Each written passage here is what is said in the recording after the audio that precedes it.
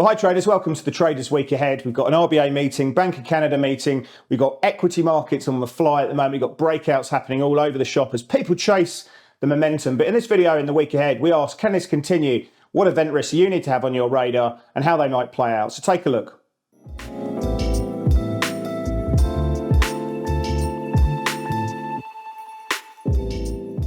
Yeah, morning traders. Obviously watching the crude price on open this morning. We're up about 2.5%, nothing too substantial. We're not really seeing too much in the way of buying in petrocurrencies in the NOK or the CAD either, to be honest. But yeah, I think obviously the headlines that the Saudis are looking to cut back on another 1 million barrels of supply, is something that surprised the market to an extent, but the price action is not really getting too carried away.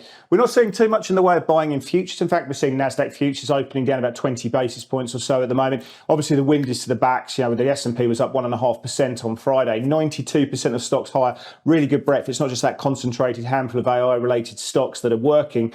Volumes were pretty good on the S&P on Friday, about 10% above the average, and we saw really good participation with the R2K, the Russell, working up 3.6%.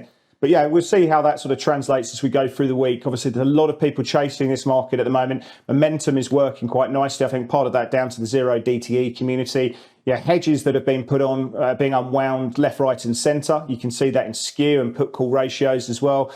And you can see that really few people are selling into this market and there's very little supply. So that FOMO really kicking in at the moment. I think China's also very much in play. On Friday, the Hang Seng was up 4%. Volumes were 52% above the 30-day average. We saw 3.1 billion of net buying through the northbound connect as well. And there's lots of talk about potential stimulus playing through on the housing front and potentially even on the monetary easing. So that's can continue to be watching that very closely. Throughout the week, we are watching bills and what happens with the banks. Ultimately, we know that there's $170 billion of bill issuance taking place. They've got 3 different bill issuances, different maturities. But the idea is watching those reserve liabilities. Will we see these predominantly being funded by reserves or RRP? And I think banks are going to be very much at the heart of that situation as well. Apart from that, throughout the week, we continue to watch what's happening in China. We've got trade balance numbers, CPI, PPI, and also new yuan loans coming through. We've got an RBA meeting where the market's pricing that at 50-50. The Bank of Canada, about 40% chance that they raise rates. We've got an employment number in Canada, and we've also got the ISM services numbers to watch also. So another big week. We've got 7 ECB speakers to play through with the market pricing and 24 basis points for that June meeting as well. Another big week ahead. Trade at Pepperstone.